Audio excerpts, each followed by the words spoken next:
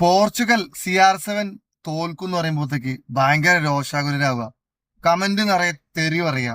അതും PM ഒക്കെ വെച്ചിട്ടുള്ള തെറി. ഏത് ചെറിയ ചെറിയ പിള്ളേരാണ്, ചെറിയ ചെറിയ പിള്ളേർ വന്നിട്ട് തെറി പറയുക. വീട്ടിലുള്ളവർ തെറി പറയുക. ഇൻബോക്സിൽ വന്ന് തെറി പറയുക. ഡേ, ഞാൻ എന്താ ചെയ്യുന്നത്? ഞാനൊരു പ്രഡിക്ഷൻ വെക്കണ, പ്രഡിക്ഷൻ പറയുന്നതാണ്. ഒരു മാച്ചിൽ ഒരു ടീം ജയിക്കും, ഒരു ടീം തോൽക്കും. നമുക്ക് ഇഷ്ടമുള്ള ഒരു ടീമിനെ ഇവരെ തോൽക്കാൻ സാധ്യതയുണ്ടെന്ന് പറഞ്ഞൂടെ? അതിനെന്താ അത്ര തെറ്റ്? ഞാൻ ഇനിയും പറയുന്നു, സ്പെയിനിനോട് പോർച്ചുഗൽ തോൽക്കും. ഡെഫിനറ്റ്ലി 2 ഗോളുകൾക്ക് പോർച്ചുഗൽ, എതിരില്ലാത്ത 2 ഗോളുകൾക്ക് സ്പെയിനോട് പോർച്ചുഗൽ തോൽക്കും. വേണമെങ്കിൽ സേവ് ചെയ്ത് വെച്ചോ. ഞാനിപ്പോൾ ഇത് പറയാനുണ്ടായ ഒരു കാരണം എന്ന് വെച്ച് കഴിഞ്ഞാല്, പോർച്ചുഗലിന്റെ കഴിഞ്ഞ കളി ഞാൻ ഇതേപോലെ ഒരു വീഡിയോ ചെയ്തു. അതിൽ എനിക്ക് തോന്നുന്നു ട്രയലിൽ മാത്രം 48,000 49,000 വ്യൂസ് കയറി. അതില് തെറി അഭിഷേകമായിരുന്നു, വൻ തെറി അഭിഷേകം. ഞാൻ പറഞ്ഞ പോലെ ചെറിയ ചെറിയ പിള്ളേർ വന്നിട്ട് തെറി പറയുക, വീട്ടിലുള്ളവർ തെറി പറയുക, പിന്നെ അപ്പക്കും അമ്മക്കും പോലും തെറി പറയുക.